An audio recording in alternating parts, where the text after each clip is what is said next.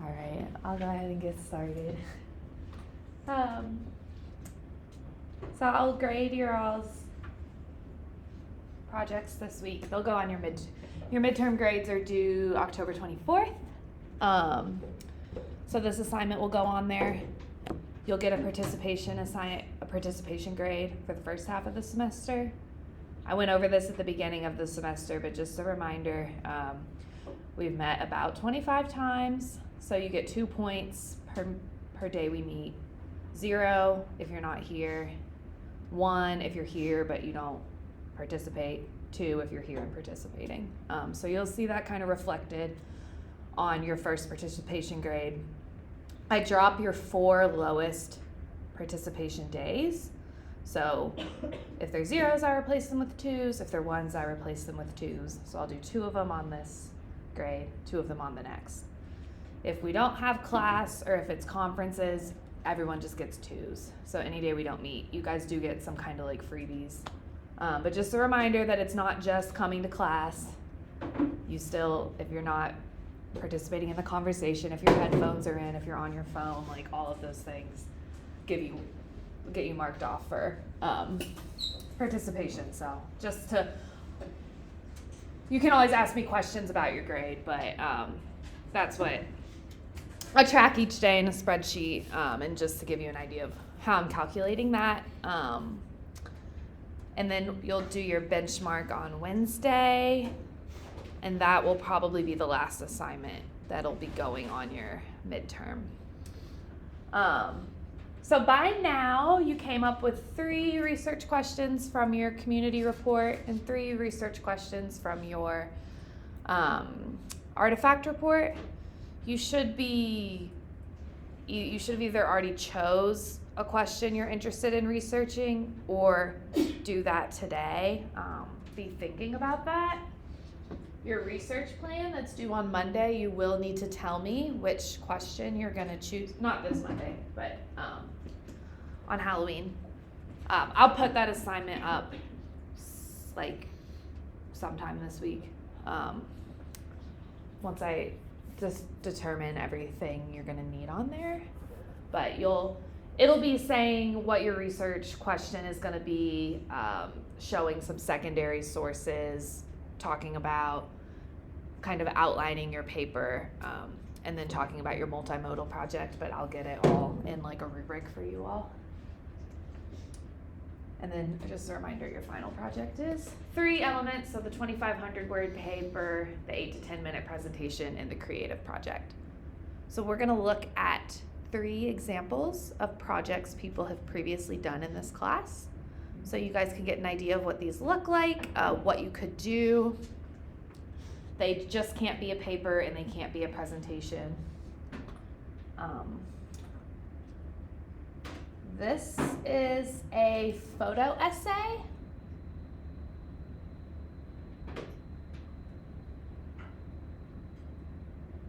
And I'm trying to think. Okay, I don't think we'll read all of this because I'm going to show you guys a like 10-minute video that a student did, and I don't want us to run out of time, but I'll kind of scroll through it.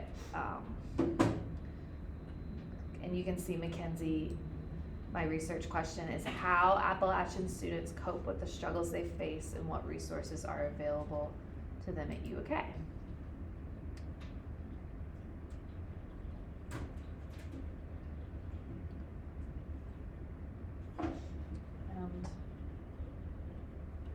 She defines Appalachia and brings in her personal experience here. So where do you think this photograph was from? Do you think she took it? No. No. Yeah, that's right. Probably one of her artifacts she was looking at earlier in the semester, right?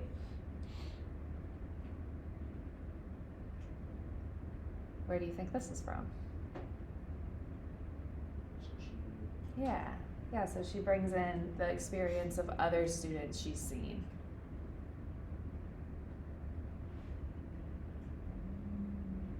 Again here.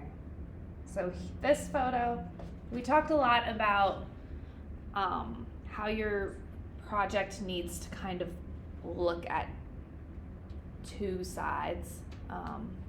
That's gonna look different for each of you all. Your topics are so unique, but we'll have conferences again. After your research plan is due, class will be canceled for 2 weeks for you guys to work on your projects and meet with me. And we'll talk individually about your unique projects, but keep in mind that you wanna have that dual representation. So here in this parade, this is a photo of people that are kind of perpetuating Appalachian stereotypes. And then she has people from within the community dealing with the perpetuation of Appalachian stereotypes. So she shows both sides of that. Have you all seen a mountaintop removal site before? Does anyone know what mountaintop removal mining is? Can someone explain to the class a little bit? Yeah, Vogel. It's like they basically just take the entire top of the mountain off so they can get to the resources inside of it instead of taking the time to mine through the side of it or something like that. Yeah, good. So here's what a mountain in Appalachia should look like. And here's a mountaintop removal site. So this happens a lot in eastern Kentucky, a lot in West Virginia. All of this gets into people's water. There's a lot of cancer, a lot of other medical issues to the people in Appalachia. It's really bad for the environment and the people around them. But instead of, employing a lot of miners, which used to be a pretty good job in these regions, they can just blow this up and use way less people, pay way less salaries, pay way less workers' comp issues, etc. So she had to bring in talking about this region.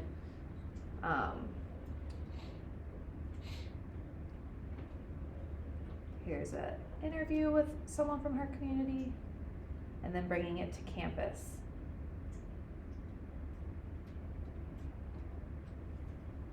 And there she brings in, again, personal, a picture of her and her grandma out in Appalachia.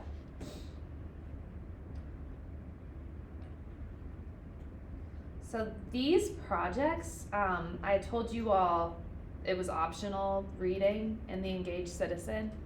That's the links to the projects are in there. So these I pulled from the Engaged Citizen.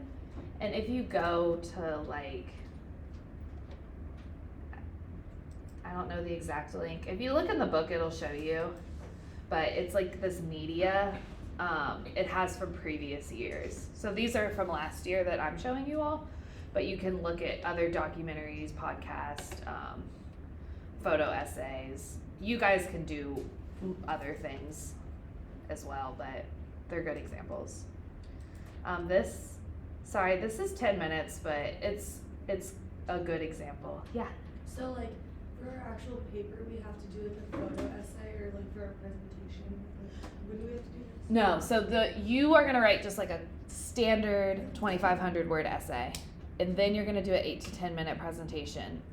And then you need a third multimodal component, is what Word calls it. So these are examples of what that could be. Your presentation, you can show your project. It's kind of complicated because, like I said before, I think I inherited this syllabus. There's some requirements of this class I can't change.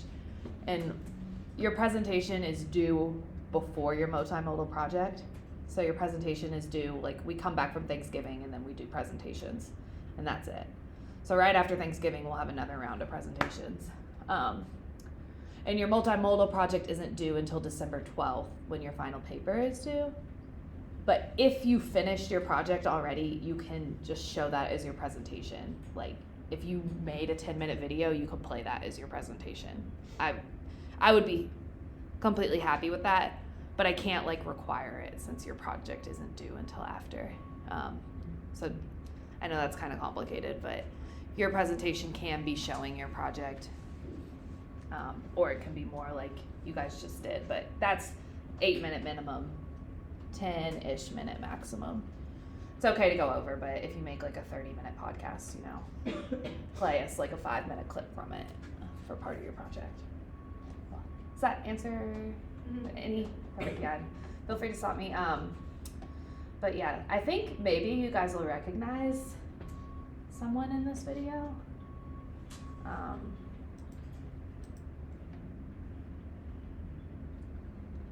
He likes to hang out by the student center. You guys know this man? Oh, is that the mailman guy? Yeah, so let me turn the lights off. So this is about conspiracy theorists. That was this person's topic. And I want you all to notice how she presents two sides of her argument, because she does a really nice job with this.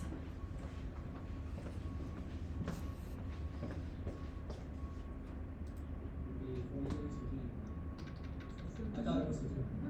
I said, the only evidence I need is flat water. If the water's flat, by definition, it can't be a ball. But the only place you can find the curved water, the blue represents water, that's curved water, it curves a full 360. But the only place you can find that curved water is in Hollywood, movies and cartoons. But people are so gullible, and back then especially, people trusted their government. Now, not so much. But I swallowed it hook, line, and sinker.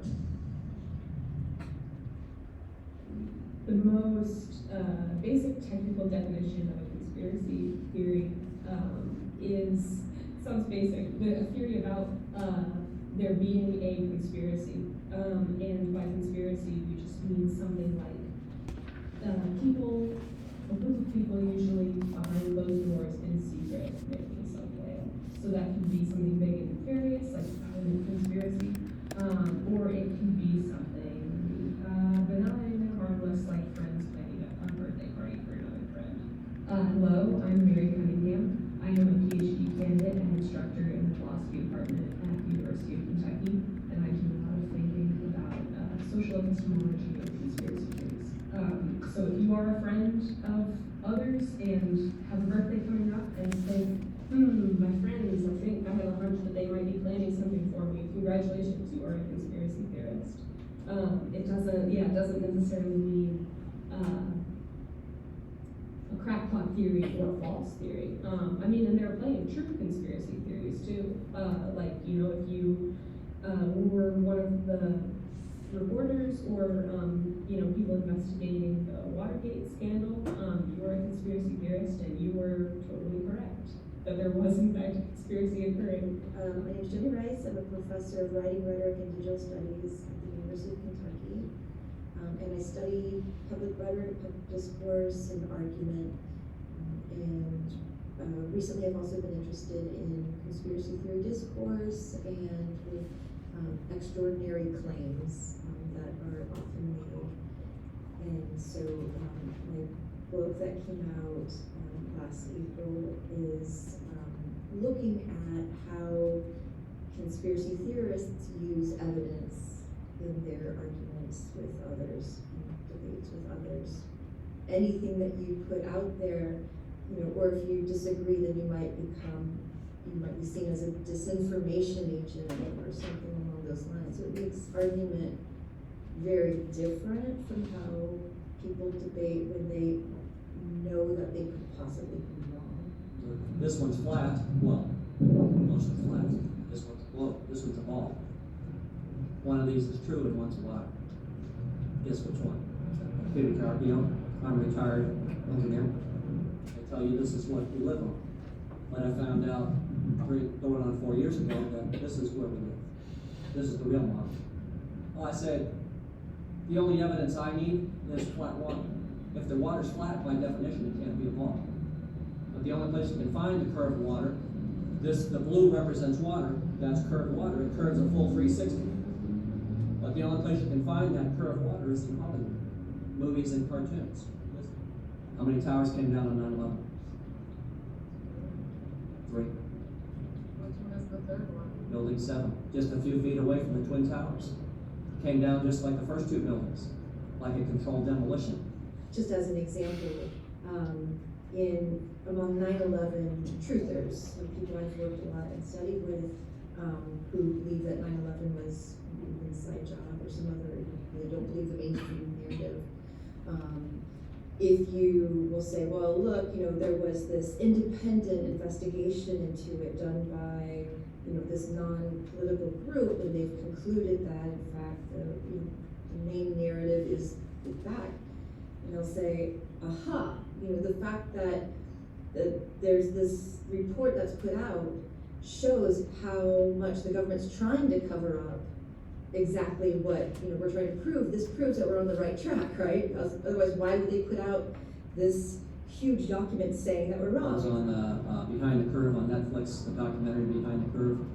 Those people hated flat Earth, so they tried to make it look stupid, ridiculous, and misrepresented the experiment, misrepresented the results.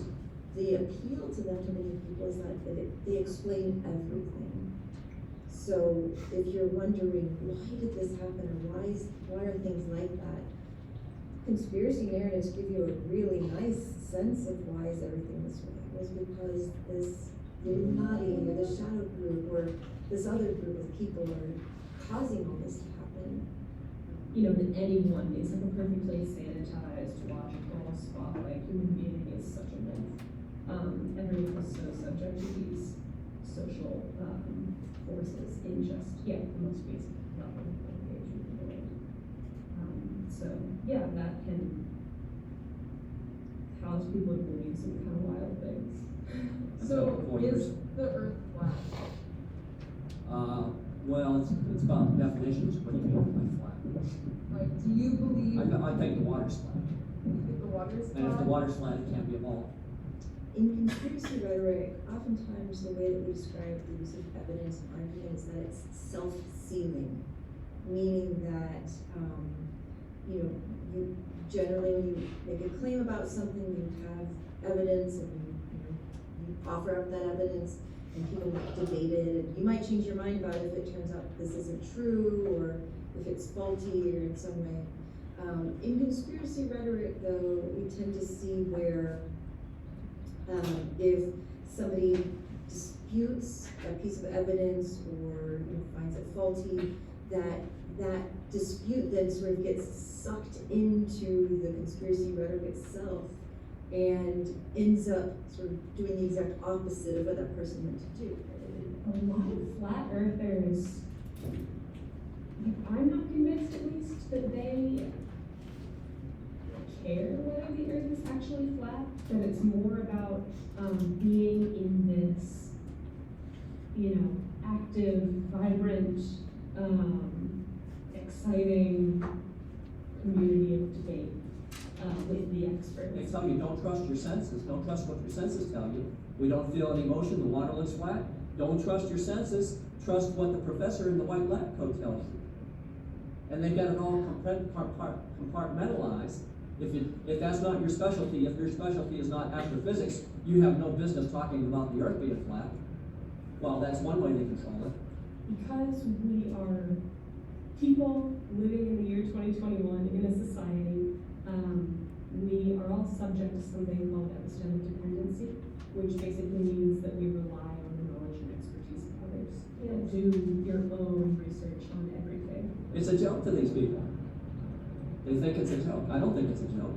I mean, you either laugh at it or cry about it, so I chose to laugh about it, but I don't like being lied to. And I don't appreciate them lying about the moon landing, and I don't appreciate them lying about the shape of the earth. So I come out to educate students about what, some of the truth. I mean, there's a lot more out there. Being a sheep, a sheep, I feel weird like using that term, is an extreme version of what it means to be epistemically dependent. It's impossible not to be epistemically dependent. I mean, all of us right now are operating on an epistemic dependency by sitting in this room. I am in operation relying on the expertise of the person who built this chair, trusting that it isn't going to break underneath me. Even if you're an expert at many things, you still have to rely on the expertise of others. So we're in this weird position, basically, as people living in a society in the 21st century, as being forced to trust and rely on other people.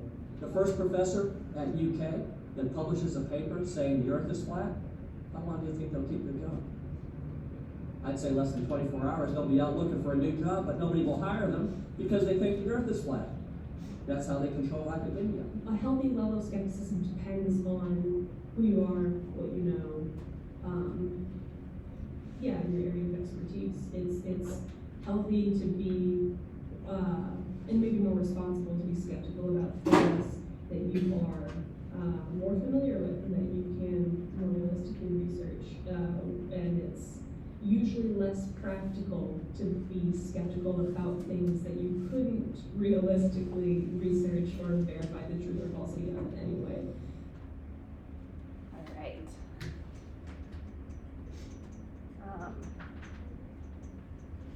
Yeah, so what did you all notice that student kind of did to explore her topic?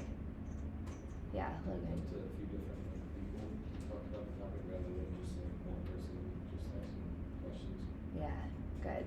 Yeah, got that kind of representation on both sides. And she did so well because they're talking about each other, you know, he's railing against the professors and then the professors are talking about the conspiracy theorists.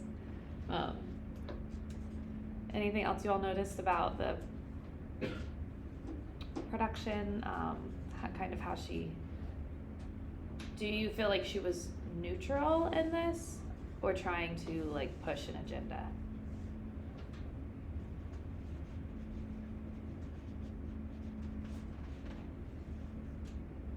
Yeah. It seemed like she was showing an almost equal amount from either side of the argument and kind of leaving it up for whoever's watching it to decide. Good. Yeah, I think so too. I mean, I think she didn't really insert herself in her opinion at all. She asked, you can hear her asking him a couple questions, but she's just asking him, you know, well, how many buildings, or do you believe the earth is flat? Good. So this person, this got a little messed up in embedding it. I don't know why. But this is a website. Yeah, Canva they kind of took it over when I embedded it in here. This is a website by a student. So in WRD, the classes have themes. And we are, you know, paired with, when we're teaching the class for our first year, like I am this semester, we're paired with a more experienced graduate teacher instructor, and we have to teach their class. So the theme I inherited and the syllabus I inherited is communities, and that's why we're writing about communities. Those two examples I just showed you are about community, but one of the other themes that the classes, these WRD classes could be around, because I think you all have to register for another semester, so you can look at the themes, is food places, so how food like defines places, and that's what this person was in a class like that. So they wrote about bourbon and Kentucky, and here's their website again. Notice how they use artifacts in their website, how that's a bit different from, well, the last documentary used the artifact too, right? The Nixon video. But you'll see all,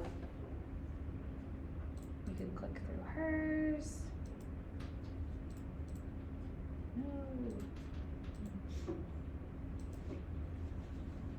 And she has a little oral history in here. I understand that you guys just want to get good grades and move on with your life, and you probably don't care about this class very much, and you're required to take it. I really do get it, whether you believe me or not. But this is going to be a bit of work for you all, so I hope that if you have a creative interest, you can pursue it in this project. If you're interested in videography, or you're interested in graphic design, you can do an infographic. If you're interested in computer programming, you can work on a website.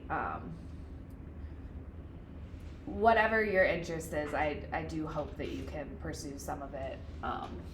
and make this not just be a complete pain in your ass. But this project is 35% of your grade. So if you have an A and you don't do this, you'll fail the class. If you have a C or you're failing this class and you get 100% on this project, you can get an A. So do take your time with it. Do think about it. You should be working on this a little bit at a time from now until the end of the semester to make the project quality that we'd expect. Not.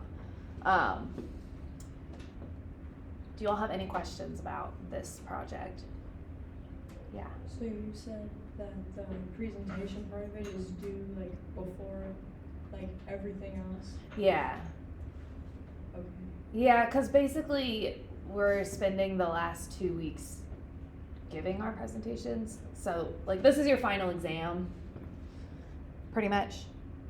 So it's due finals week, but we can't come to class and watch each other's presentations during finals week. But you could finish it all and turn it in the day after Thanksgiving and do your presentation, and then you're done with this class after Thanksgiving. Yeah. So the presentation, what does that consist of? Like, how is it different from the multimodal project? Like, is it just discussing like how we came about doing the? Yep. So you can show your multimodal project and talk about the process of putting it together. Or you would talk more about, this is what I'm working on for my multimodal project. And maybe you wouldn't be able to show it to the class, but you could talk about what you're working on. I would try to if I were you all, I would just try to finish it all before you have to present so you can just be done. But it's just the way the syllabus I got. It's due December, the paper and the project are due December 12th and the presentations are due December 6th, or maybe a bit before that. But I don't have a rubric for it written right now. I have an idea of what it'll be, but you guys will, like always, get a clear rubric of what's required for these major projects and what each, it's 250 points, so what each part is worth and how much.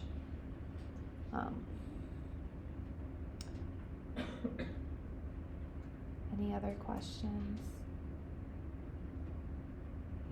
Yeah, it'll basically be like what you did, 4 to 6 minutes extended version, kind of giving the same information about your research and talking about the process.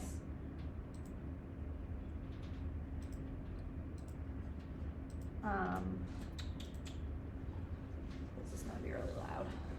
This is just a quick tour, just showing the equipment that's in the basement of Willie T. If you all want to use that.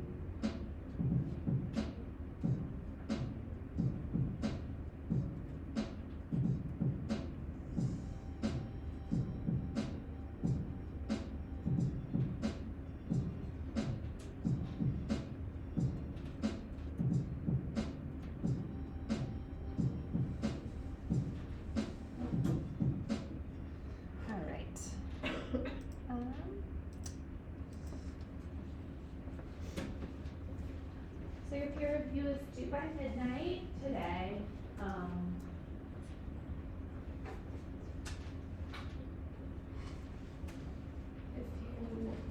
if your partner sent you their stuff late, you get an extension. But I think people either turned it in or didn't turn it in at all. I didn't really get any late papers come in this round, I don't think. But if your partner didn't send you their paper at all, you need to email me and them and say, I didn't receive anything from you, I wasn't able to do peer review. But do the peer review, email it to me and your partner. A lot of you have done this already. We'll do this on Wednesday, so we've talked about the multimodal project. So you'll come in and basically say, here's the research question I picked to study. Here's what I'm gonna do for my multimodal project. These are the people I need, the people I'm gonna interview, the sources I'm gonna use. Here's the technology I'm gonna use, just an overview of that. If you're kind of deciding between two of them, you can bring both ideas in. Then you have to comment on your classmates' ideas as well. It should be a discussion, at least 3 people to get full credit, because this is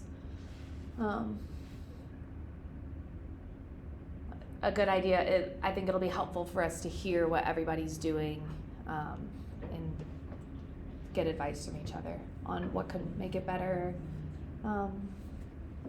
If you're deciding between 2, you can ask what your classmates think are better. And then class is canceled on Friday so that you guys can have a little bit longer, well, I know you have your other classes, but hopefully a little longer fall break. But you have to, I'm gonna show you this real quick, because you do have homework.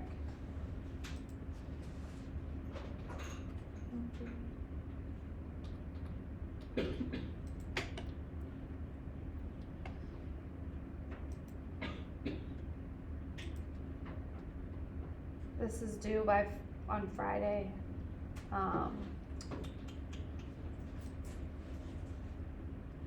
So you'll click this. I'm already enrolled in it, but you'll just enroll on Canvas. You'll go to the course.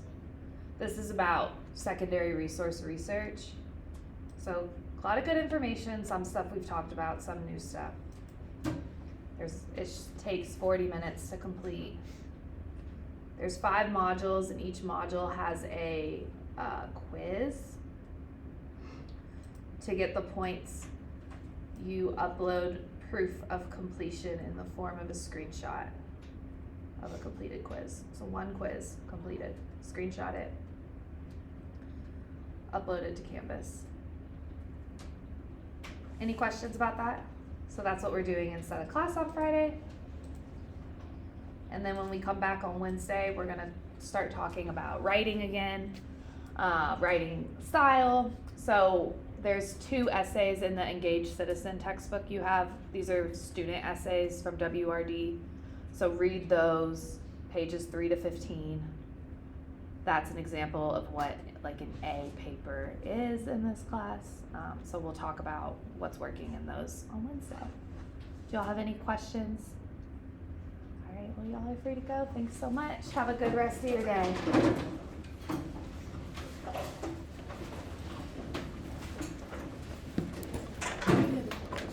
Yes, we pause this video.